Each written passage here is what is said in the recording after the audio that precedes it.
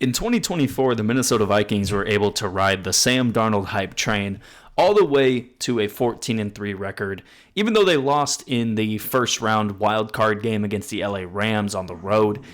There was very good reason to believe that up until that game, the Minnesota Vikings were a Super Bowl contender in 2024.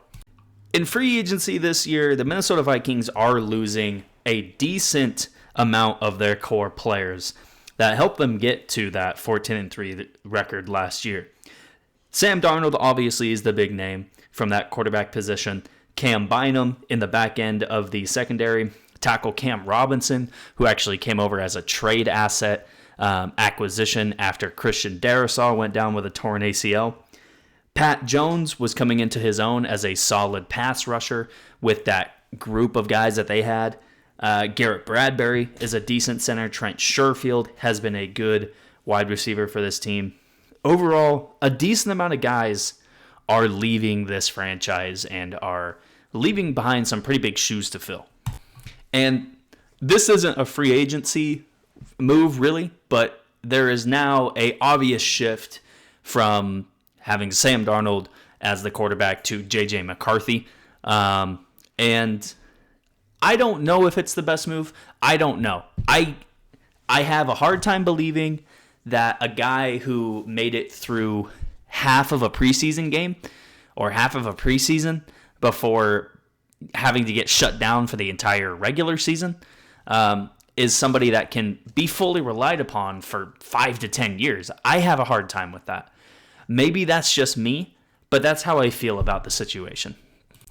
Now, the Minnesota Vikings, I will applaud them on their free agency. They added an incredible amount of talent to their team, mostly in the trenches, right? On defense, you add 2 interior pass rushers in Jonathan Allen and Javon Hargrave, who were at the top of their position in terms of being defensive tackles who can affect the run very well and get after the pass, after the quarterback. You know, they're 2 very incredible guys at doing that.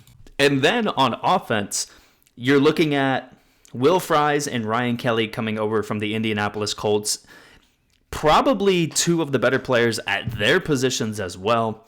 You also bring in other guys like Jeff Okudah, Isaiah Rodgers, Rondale Moore, and Jordan Mason. Those last 2 guys I mentioned, Rondale Moore, he didn't play at all last year. He was supposed to be kind of a not really big name free agent acquisition for the Atlanta Falcons last year.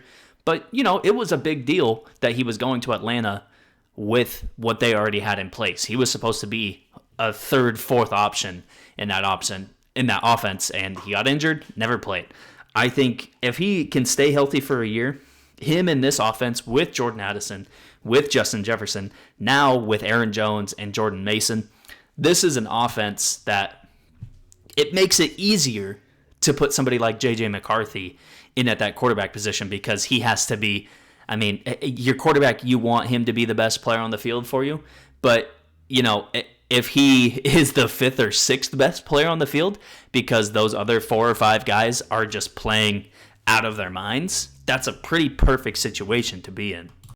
To the draft for Minnesota, only 4 selections overall. So it's a bit difficult to sit here and predict what they're going to do, because I would almost guarantee, considering that the only pick they have after the first round is I guess the only 3 picks they have after the first round. They have the number 97 overall selection in the 3rd round, the number 139 overall pick in the 5th, and number 187 in the 6th. I would almost guarantee in that first round pick, we're trading. We have to get more available available capital in the 2nd and 3rd round.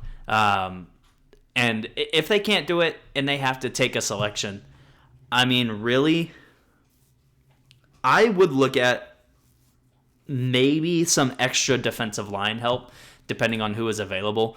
I mean, this was a team last year that got after the quarterback really well. And I think if you build strength on strength, if you add somebody like a Derek Harmon, if you add somebody like a Walter Nolan, possibly even James Pierce, or if you get a little bit lucky and somebody like Mike Green from Marshall falls down to 24, I think, you have some historical team success taking late round guys from Marshall. And why not possibly continue that trend with Mike Green? Overall for Minnesota in this free agency period, I think they get an A. I understand that I brought up that I don't really like putting the faith of this franchise in the hands of JJ McCarthy. And to an extent, I do hold that against Minnesota because, like I said, I don't know how reliable he can be. For a full NFL season, I just don't know.